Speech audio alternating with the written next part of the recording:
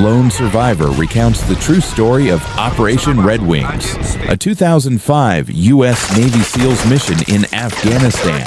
4 SEAL operators: Petty Officer Marcus, played by Mark Wahlberg, Michael Taylor Kitsch, Danny Emil Hirsch, and Matt Ben Foster, were assigned to eliminate an al-Qaeda leader responsible for countless American losses.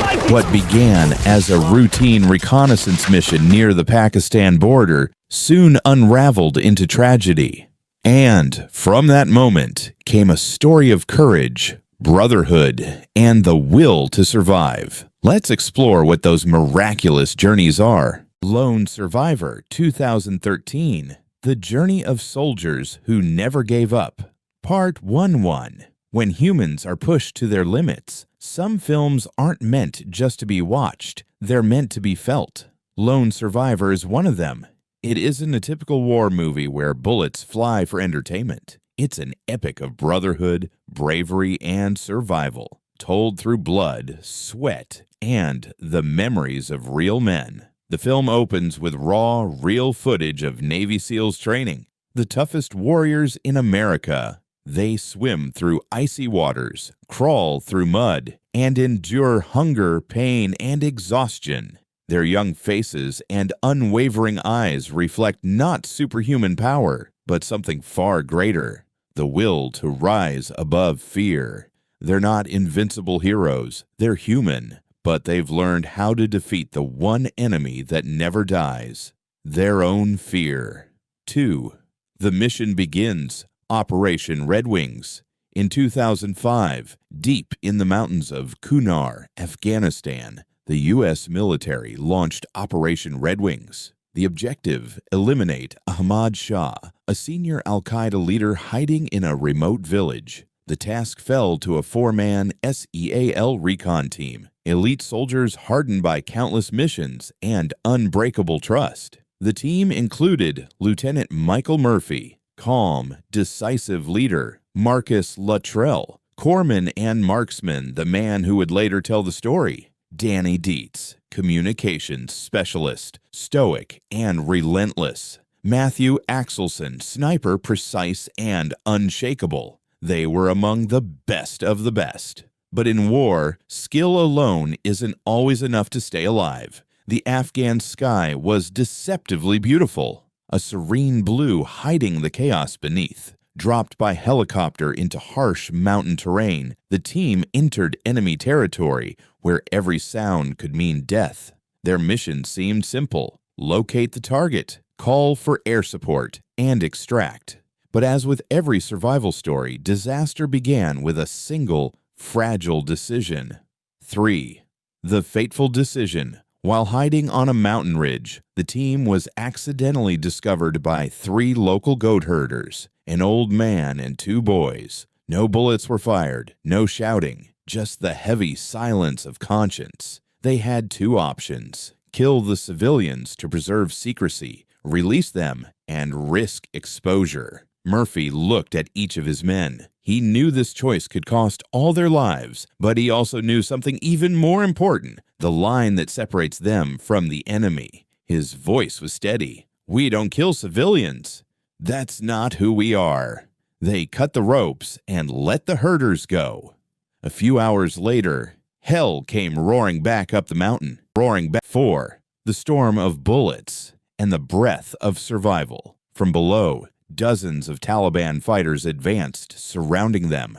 Gunfire erupted, bullets slicing through the trees. Outnumbered and outgunned, the SEALs fought back with everything they had. They had no advantage, no backup, and no escape route. The combat scenes were filmed with suffocating realism.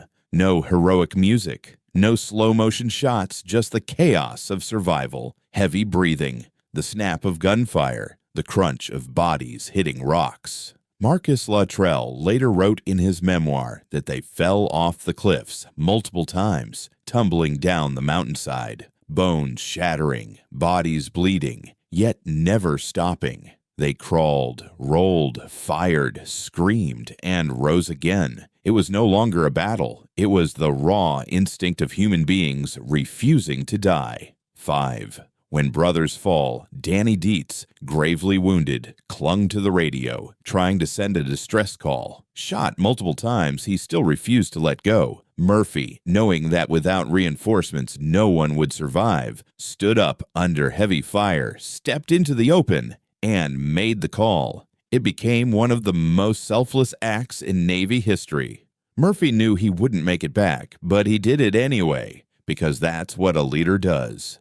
He completed the call, returned fire, and fell where he stood. One by one, the others followed. Axelson, Dietz, Murphy. Only Marcus remained, wounded, exhausted, hiding among the rocks. The gunfire faded. The echoes of courage did not. 6. One survivor, but not a victor. Marcus was rescued by villagers in a small Afghan community. They hid him, fed him, and risked their lives to protect him from Taliban fighters. They did it out of an ancient tribal code, Pashtunwali, the law of hospitality. He who seeks refuge in your home must be protected, even at the cost of your life. When U.S. forces finally found Marcus, he was barely alive, bones broken, spirit shattered, eyes hollow. He survived.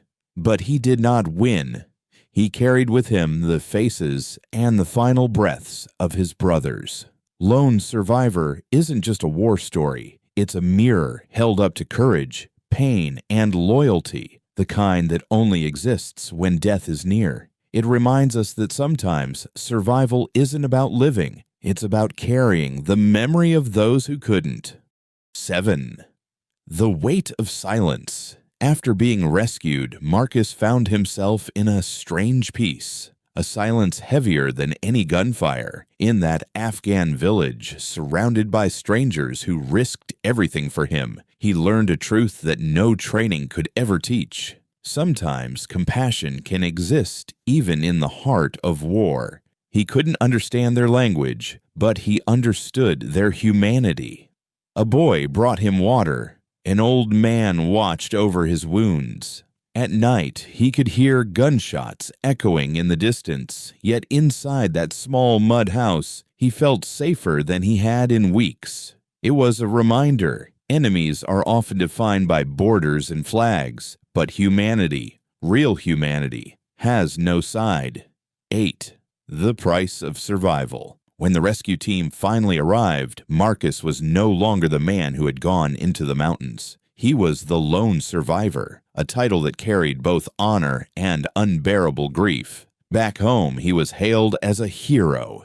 But behind the applause and medals was a silence that no one else could hear. He woke up in the middle of the night, haunted by the faces of his brothers. Every scar on his body whispered a name: Murphy, Dietz, Axelson. Survival, he realized, is not victory. It's a promise, a duty to live for those who can't. And sometimes that's a heavier burden than death itself. 9. The brotherhood that never dies. Years later, Marcus would visit the families of his fallen brothers. He didn't come with grand speeches or tears, only with presence, the quiet kind that says everything words cannot. He told their mothers how brave they were. He told their fathers that their sons never gave up. And every time he looked at the photos on the wall, young men frozen in their final smiles, he knew that brotherhood doesn't end with war. It lives on in every heartbeat, every memory, every breath of the one who remains. You don't lose brothers, he once said. You carry them. 10. Lone Survivor. A legacy written in pain and honor. Lone Survivor is not about winning or losing. It's about endurance, sacrifice, and the quiet courage of ordinary men who did their duty knowing it might be their last. The film ends not with triumph, but with reverence. Photos of real soldiers fade in one by one, reminding us that every story we watch on screen once had blood, breath, and heartbeat behind it. When the screen turns black, what stays is not the sound of gunfire, but the echo of something eternal: loyalty, love, and the unspoken bond between those who go to war together. And only one comes home, because in the end, Lone Survivor isn't about death. It's about life, and the price we pay to honor it. What do you think about these facts? Leave us your comments in the section below. We hope you have found this helpful video. Don't forget to leave a like, share, and subscribe to the channel if you like it. Thank you for watching this, and see you in the next videos. Goodbye.